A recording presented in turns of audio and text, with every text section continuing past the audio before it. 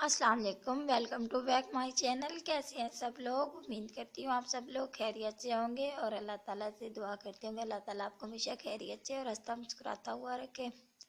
जी, आज मैं आपके लिए लेके आई हूँ बहुत ही ज़बरदस्त किस्म की वीडियोस, जिसमें मैं आपको आज बताने वाली हूँ बाल गिरने का और बाल बढ़ाने का तरीका। जी, तो चलते हैं आज के नुस्खे की तरफ। नुस्खे में सबसे पहले हमें चाहिए एक पोटैटो यानी कि आलू। आलू को हमने ग्राइंड कर लेना है। ग्राइंड करने के बाद उसका जूस निकाल लेना है आलू का जूस निकालने के बाद हमने उसमें 1 चम्मच शहद मिक्स करना है और 1 अंडे की सफ़ेदी वो मिक्स करनी है। जर्दी नहीं लेनी है आपने, सिर्फ सफ़ेदी ही लेनी है।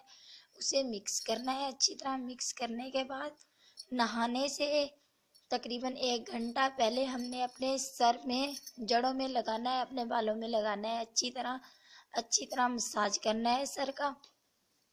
उसके बाद 1 घंटा छोड़ देना है। 1 घंटा छोड़ने के बाद हमने सादे पानी से नहा लेना है।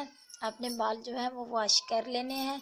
इससे आपको हफ्ते में 3 मरतबा इस्तेमाल करना है। इससे आपके बाल शाइन भी करेंगे, लंबे भी होंगे, मजबूत भी होंगे।